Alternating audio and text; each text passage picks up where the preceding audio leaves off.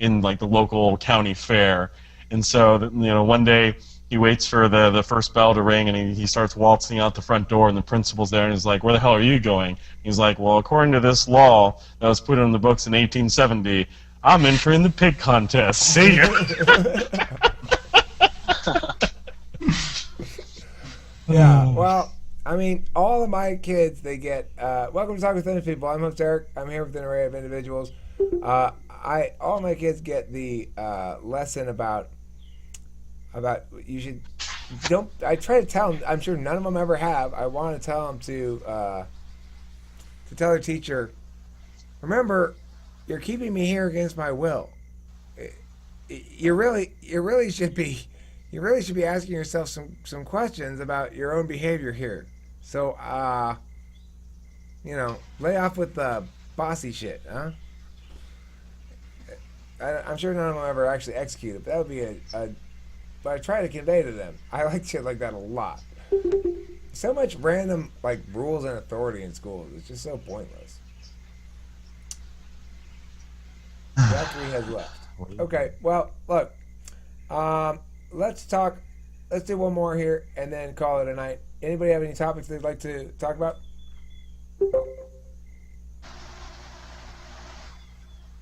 Well, Abe's here. He can recommend something.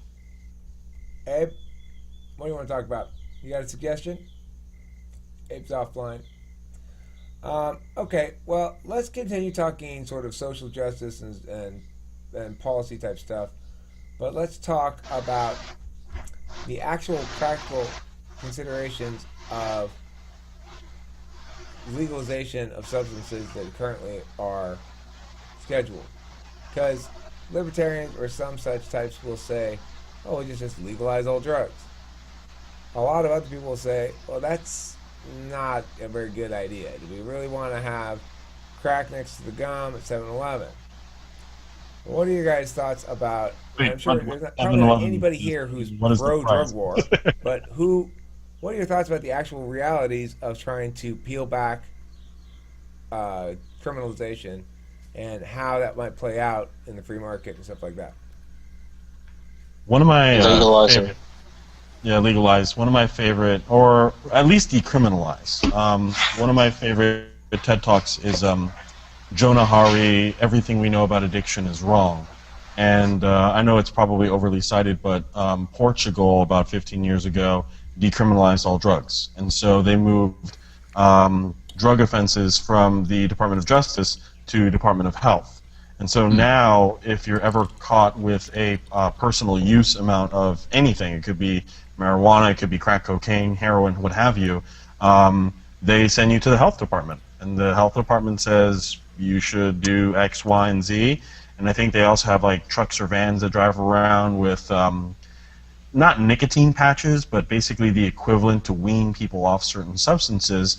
And they went from having, I think, 1% of the population was using heroin, shooting up heroin in the early 2000s. And I think injected needle use is down 50% in 15 years. STDs contracted from drugs and needles and stuff is down. They've had positive results all across the board. And that's from decriminalizing it.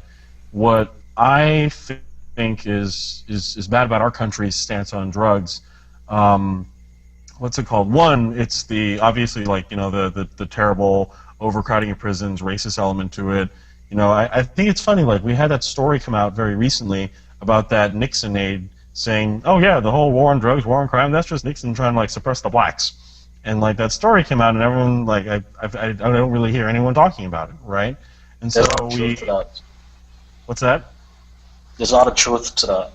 Yeah, right. And then why regardless, do they attach? Sorry, but why do they attach drugs to black people? Well, it's like if we want to take away their right to vote, if we want to take away their liberties, and we can't just throw them in jail for being black, well, what do? A lot of blacks like to smoke marijuana. Great, we criminalize marijuana, right? When on that note, to move the issue further, I've seen all sorts of studies. I used to be very anti-marijuana, just like smelling. I was like, marijuana. But then I read all the studies, and it's like, this stuff is safer than alcohol, right? Like one of my friends in college used to always say, you ain't never heard of anybody got high on, smoking a joint and crashed a car, right? Like everyone has friends with DUIs for drinking and those kind of car accidents. No one's ever gotten high off of a joint and crashed a car, right? And so I guess going back to the original issues and to further discussion, we have a lot of dumb laws on the books for all sorts of different reasons why X substance or Y substance is banned. And I personally would like it if we thought more about, well, what are the ramifications of this substance being legalized? Like the marijuana debate is a very good one in our country because, in 4 to 5 different areas of the United States, marijuana is legal, right?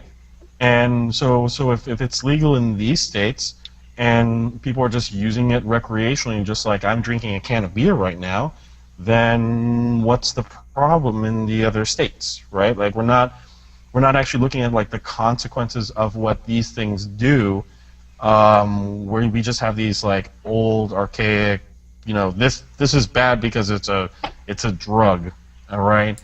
And to quote Cat Williams, one of my more favorite comedians, marijuana is not a drug. It's a plant, and if you should light it on fire, it has certain effects, right? And I think we need to focus the debate and our thinking more on what do these substances actually do? Do they cause any harm? Like obviously, crack Maybe cocaine, if it's super addictive and does this, we should, fight it. But marijuana, let people. Maybe it's because it's the encouragement of smoking, and if you have to smoke to take marijuana, then it's the smoking doing the harm more than the drug. But they're fearful that, well, if we legalise this, it will encourage more people to smoke, which will cause more nicotine addiction and the ramifications of smoking itself, as opposed to the drug itself. But And this is alternative ways of taking it. Wait, I thought smoking marijuana doesn't affect your lungs. It really doesn't. In fact, it probably increases your lung capacity.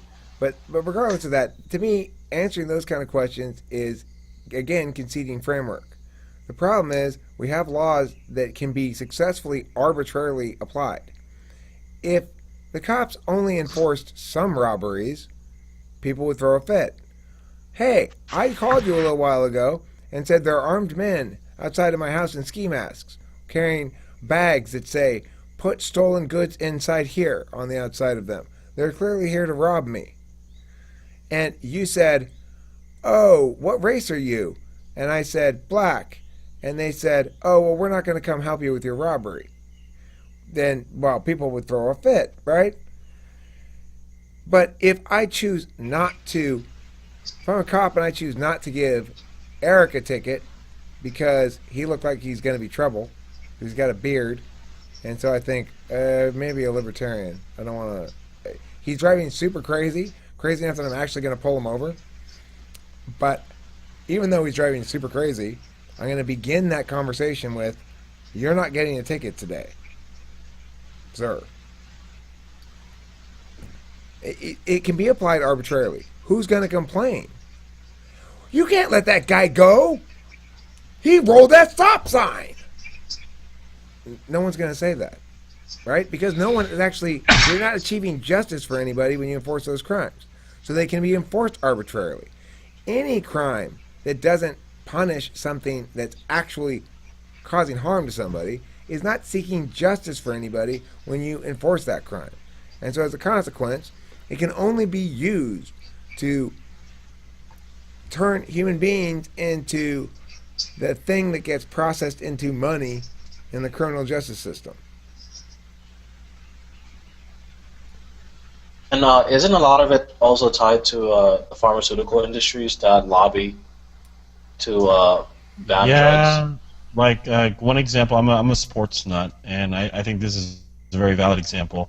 What's it called? Like marijuana is illegal in most places, but you have NFL players who are attacking each other and causing each other concussions that could probably benefit from smoking a little marijuana, who instead are prescribed prescription drugs that they get addicted to that cost a lot of money and make someone really rich.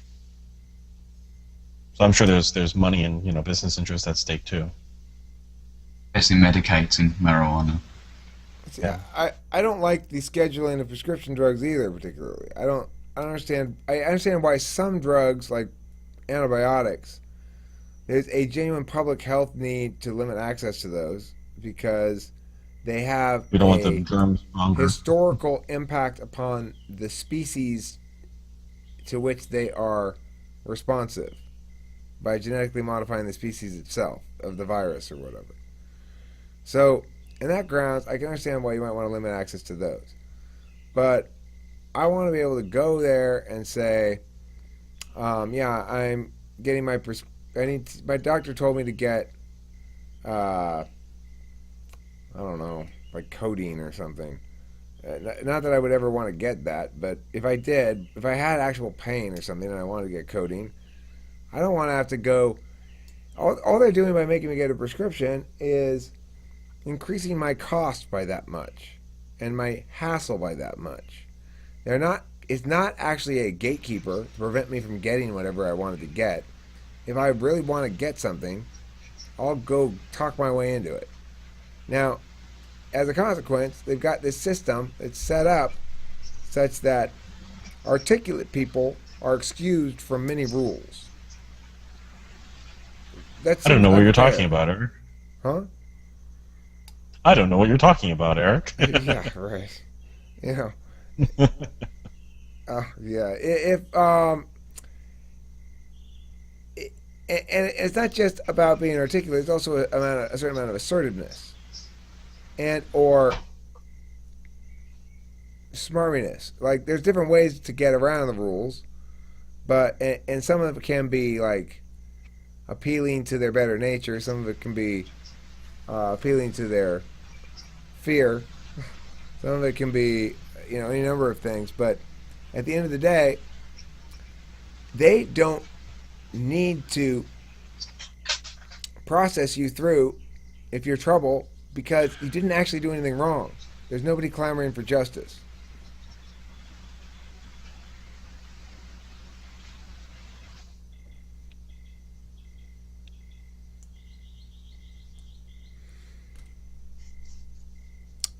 Thoughts? Unified prompts me. You guys Thoughts? think heroin should be legal? Yeah, but legal too, not just decriminalized. Decriminalized doesn't solve the problem. But I don't think it should be available in any store. It's not like you should be able to go get heroin at the gas station when you go inside after you pump your gas, you get your cigarettes, you get your heroin. It should be like it's in the back with a sign that says you can't go back here unless you're 18. The sign says fun stuff. It says porn, heroin, crack, etc. Maybe the legalization of all drugs is the fear that the community it will create on a larger scale. Because if they're all legal, then more people will be more willing to try them out. And then you end up with a load of people off their heads and stuff, and you don't get a functioning society anymore. That's the Actually, problem, statistics show that when drugs are legalized, less people use it. Like Aldous Huxley's Brave New World, and it's like everyone's all like crazy, but those are it's, mandated. That's people- mandated drug use. That's not optional drug use. I'm not. Nobody's saying let's have the Yeah, government isn't that force a us to take euphemism? drugs. I know, not forcing it, but would more people do it, and would it lead to that type of society where people will be not doing the jobs anymore as well, or things like that? The point that Jonah Hari brings up in that TED Talk I mentioned earlier, everything we know about addiction is wrong, is he uses like drinking as an example. He looks at everyone in the TED Talk audience and goes, I'm sure everyone here could afford to buy as much, vodka or whatever as they wanted to. But the reason why everyone is actually here at TED Talk and not at home just, drinking themselves to death is because we have meaningful connections with, our job, with our family, etc. We're here at TED Talk to learn, etc. And I think when people have important stuff in their life, like, sure, drugs, alcohol, marijuana, whatever, are fun, but they're not more fun or more important than the other stuff going on in their life. That's. I think if it were legalized, decriminalized, whatever substances we're talking about, people still have stuff to do. And I know this is just a small sample size, but the people in my life that are probably the heaviest drug users are all my friends who work at Google. All of those guys are smoking God knows what and on all sorts of synthetics, but they show up to work on Monday, right? They go on the weekends, they party, they go to Napa, they drink a bunch of wine, they come home, they pop a lot of pills, but on Monday they show up because they Google is how they make their money, and they show up for their job, and it's as long as they have those connections, they're fine. It's the communities where there'd be problems, like I'm basically picturing the Wire and all the Baltimore communities and the ghettos. There's already problems, right? Like that's why people have turned to stuff. Yeah. Yeah. I think it's guilt by association that some people fear in government as well. So they think, oh, if we legalise drugs and someone gets addicted and ends up dying through something, that's our fault, and then they'll blame us. You legalise drugs, and that means, everyone will be pointing the fingers at the government. You did this. Perhaps they fear that as well. There's actually I go to a lot of raves and music festivals, and there's actually a law that I'm really hoping is going to be repealed. There's a law called the Rave Act that was enacted by who's Vice President Biden and I want to say Hillary too. It's the Reducing Americans' Vulnerability to Ecstasy Act, and so it came about because kids were going to raves. And, there's always going to be one or two kids who pop a pill and drop dead on the dance floor, right? And then all of a sudden, it's, oh my God, ecstasy is killing children. When I really hate to say this, but when you look at the numbers,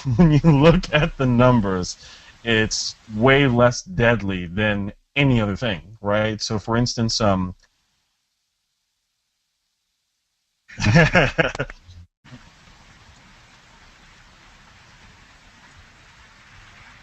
right? Yeah, to give you an example, this past last month I was at excuse me. Last month I was at Electric Daisy Carnival, EDC in Las Vegas. It's probably the largest music festival rave in the whole United States. For one weekend, Friday, Saturday, Sunday, they take the Motor Speedway and they have a giant rave with like 8 stages. I think total traffic was just under 500,000, 400,000 plus people, right, amongst the 3 days. One fatality, one person died, right? And again, like I hate to say this even, but it's like we only had one death from 400,000 people. At least 60-70% of them are popping God knows what and doing God knows what drugs, and they're out in the heat. And we had one death. Like that's proof that God exists, right?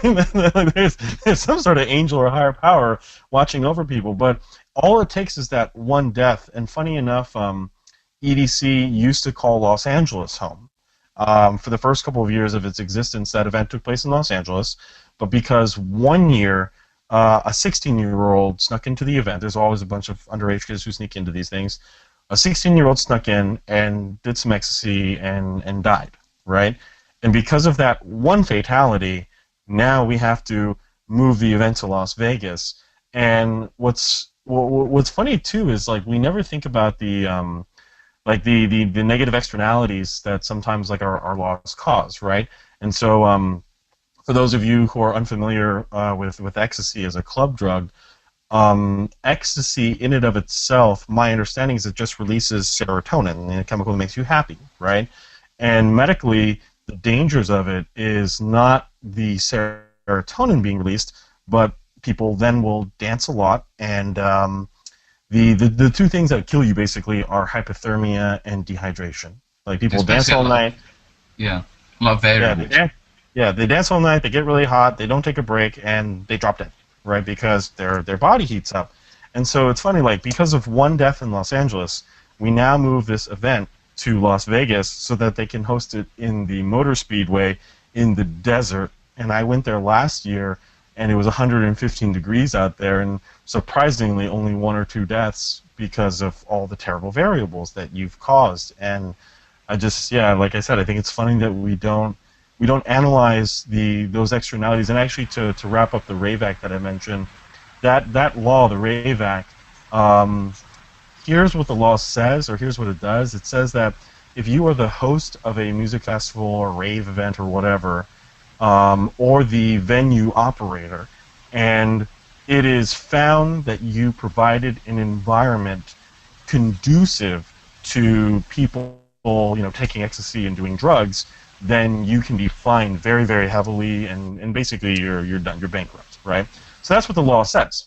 But here's the thing, like, two things that the law has now done that has kind of caused more harm is that a lot of people or a lot of event organizers who host these rave type deals, one thing that they'll do is like they know people are going to dance a lot and their bodies are going to overheat, and that's one of the terrible side effects of these drugs that kids are doing.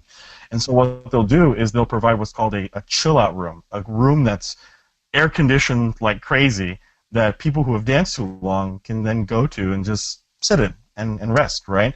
But now under the law, that could be seen as providing a place for people to do drugs, because these people do Even these though drugs, in the first place it was to help. yeah, it's trying to save people, right?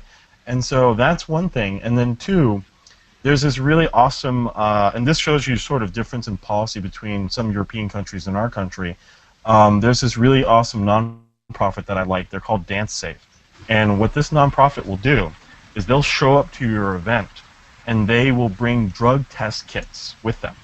So you can go to their booth, you can actually like show up with your drugs, and this nonprofit will have a little chemical reagent to test the purity, or like not the purity, the whether or not your drugs have any adulterants in them, right? Because like I mentioned earlier, ecstasy by itself not harmful, but if it's laced with, God forbid, rat poison or whatever, then yeah, you eat that stuff and you die. Yeah, adulterants. And so the Rave Act, obviously, like if you're a event operator, you probably like this nonprofit. They're basically trying to reduce the number of fatalities of people being stupid and taking God knows what, and they don't even know what's in the pill. But under the Rave Act, now you could be seen as complicit to providing this environment. Thus, you're not going to have these good people there trying to prevent people from taking bad drugs, and in the end, you're going to cause more fatalities. Mm. Whereas European countries, I've heard, like, If I forget which that's countries, but like they yeah, so offer that's the testing and they're law. open about it.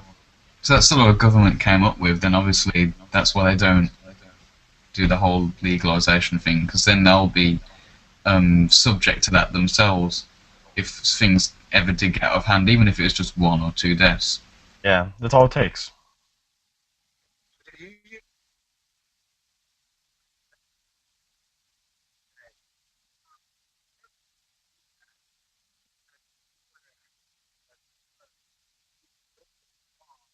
Yeah.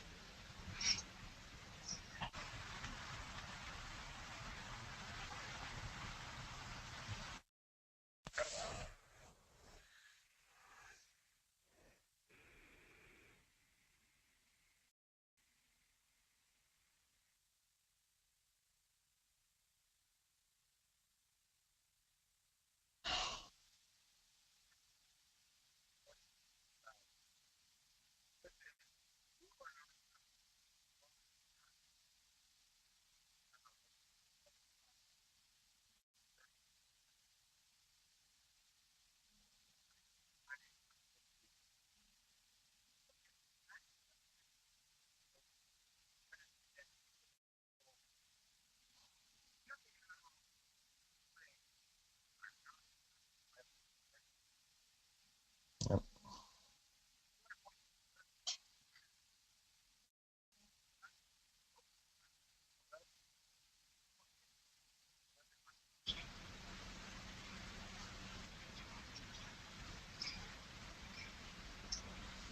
Well, well, uh, like I said, Biden and Hillary are the sponsors of the bill, and so apparently, the laws don't apply to at least Hillary. I don't know about Biden.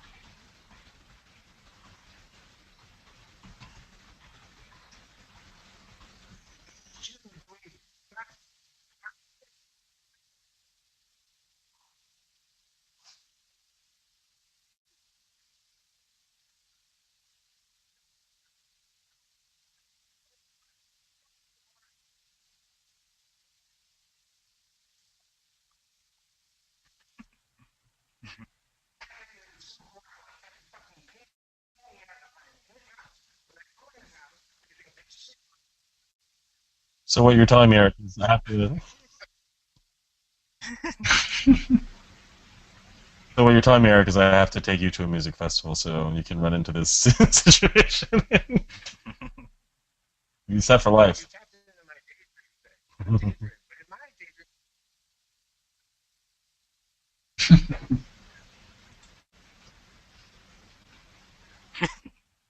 So when you're so when you're daydreaming, people are looking at you and you're getting all angry face.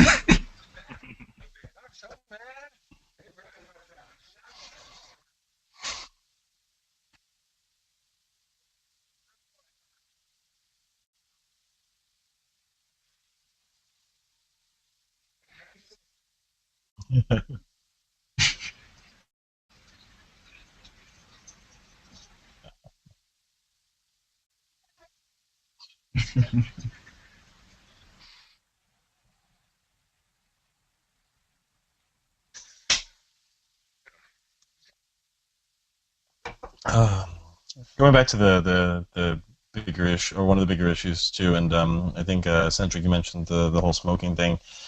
I'm really surprised at that. Damn, I was hanging out with a friend of mine who smokes cigarettes, and I'm surprised that they upped the age to 21. And as much as I've been fed, anti-smoking stuff ever since we're kids, like we should be able to just do whatever the fuck we want. Like seriously, like if you're not hurting anybody, shit. I'm surprised It's that your we keep. responsibility to hurt yourself, I guess. If you take Yeah, and you know, it just baffles me that I love citing comedians too much, but like one of my favorite Chris Rock bits is he goes, "Wait, you're telling me I can be drafted by the military at 18, but I have to be 21 to buy a fucking drink, so I can go to Iraq and I can get like my arm blown off yeah. and I have like a little fucking nub, and I come back and I sit down at the bar and I try to get a drink, and like, oh no, you're not 21. Like, what the hell is that?"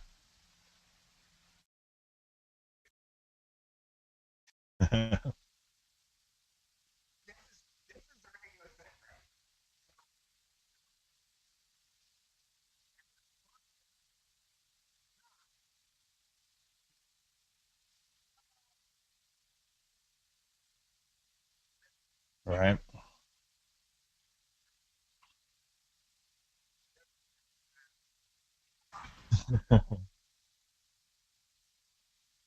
True.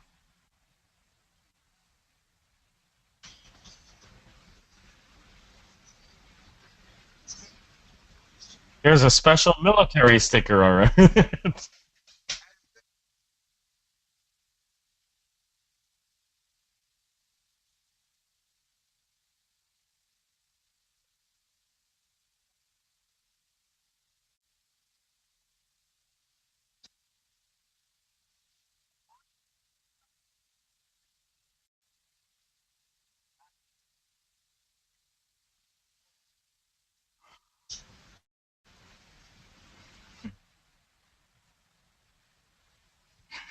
Hmm.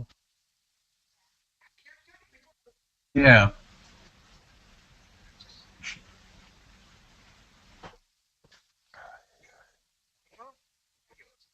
Hmm. I just wish there was more information and like I as a debate coach, I like studies. I like reading articles. That TED talk that I kept referencing, I showed it to a lot of my middle school classes, and just for shits and giggles, I asked my students before showing that video. One of my classes, I asked them. Keep in mind these are seventh and eighth graders. I asked them, what do you guys think marijuana does, right? And these are all my rich honors kids, right? And they go, doesn't it give you a lot of adrenaline and make you really angry and like want to hurt people? I'm like, some people might have a reaction like that, but not most people. Yeah, so like, oh yeah, like they're just they just know this is bad. Like this is the boogeyman, and we can't do it. And I think that's the worst possible thing. Like I'm I do my fair share of like I say I go to raves, I go to parties, and And I don't care what you do and when you do it, where you do it, whatever, but just know what the fuck you're doing, right? Like whatever it is you put in your body, know what the effects are, and I'm absolutely surprised at how little people know. Yeah, I've got something here actually, a page. It's on about the comparison between weed and alcohol. I can read it. It's on about the arguments of people say alcohol's worse than weed and all that. Anyway, I'll just read it if you like. The claims here from the research is basically saying regularly abusing weed to get high or whatever can lead to things such as breathing problems. They're saying that a single cannabis joint can cause damage to the lungs and more than 5 cigarettes smoked after the other, and dangerously increased heart rate, hallucinations, paranoia, anxiety, decreased appetite, grouchiness, insomnia, changes in mood, impaired body movement, learning and memory, lower life satisfaction, and poorer physical health, and things like that. And these are the from the medical websites. So you don't know if it's like the propaganda is saying, yeah, and then of course these are all from medical sites, and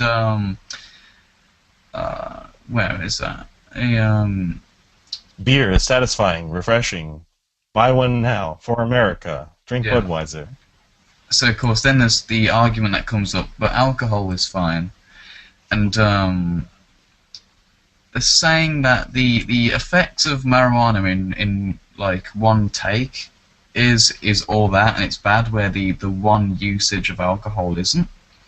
But they're saying the long-term use of alcohol is more damaging than the long-term use of marijuana. In the comparisons, it's a weird trade-off, is they're trying to say, um, like that.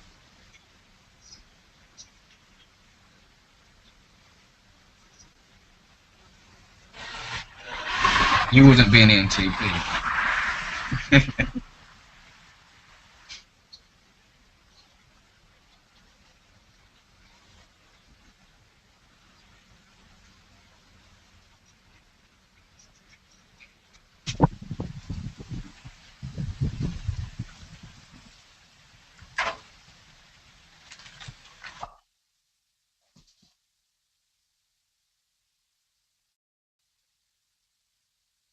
Yep, that'd be it. Yeah, you smoke marijuana, you can be president of the United States. Because my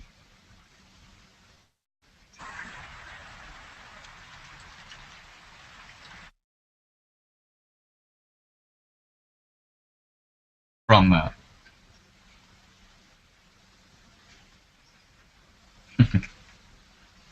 So, because with me and my view on drugs, basically, I don't take anything that alternates the mind in anything that's potentially harmful just for the sake of enjoyment. But and that's it. But it's the same reason I don't get drunk either for alcohol. Because people say, "I bet you think alcohol's fine." I'm like, well, no, I don't drink that either. So, um, but it's fine as long as it basically, for me personally, doesn't put your mind in another state where you're out of control, even if it's not permanent damage, just for the moment, because you never know what you're going to do in that moment, and then whatever, in dangerous situations. And How do you that's know it. you're in control right now? Exactly. That's the scary thing, isn't it? Who knows?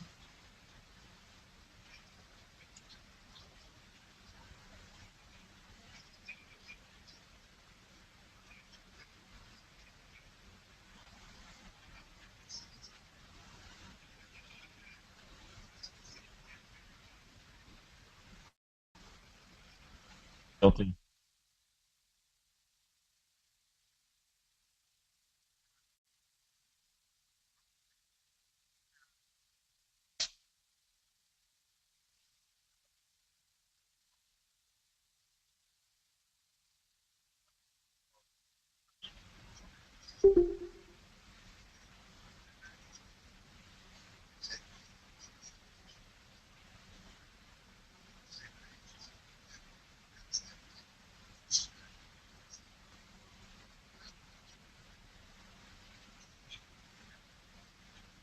I have.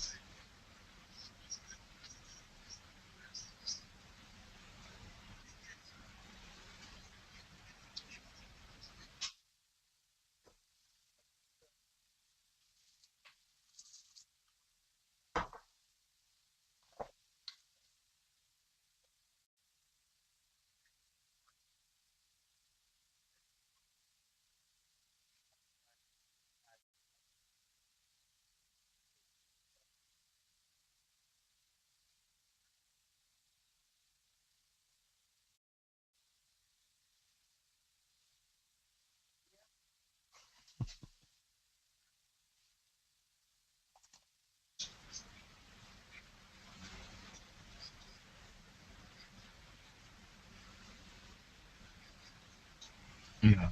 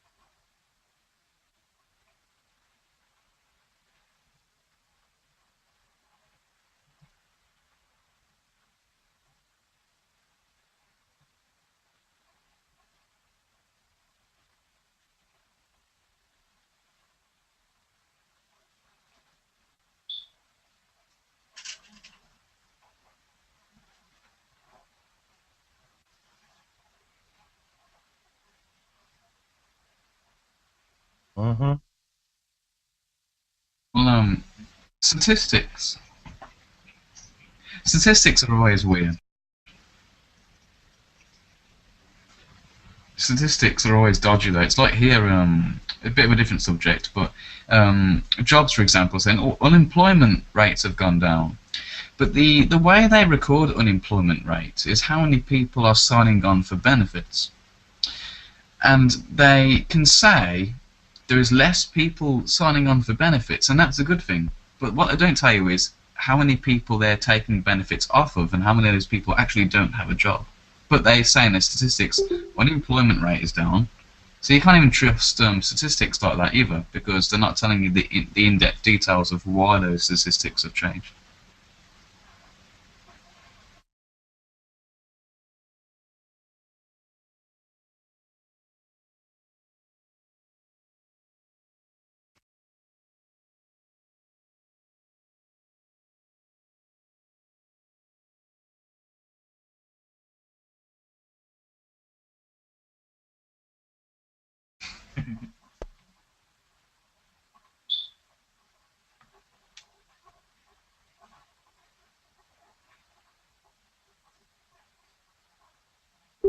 Hmm.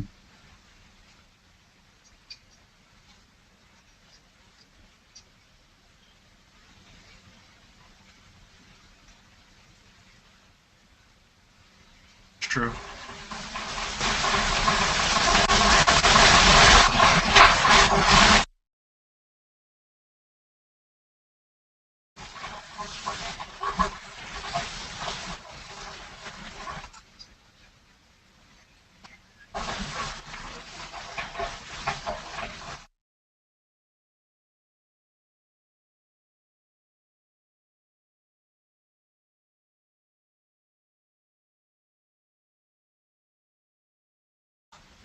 I guess.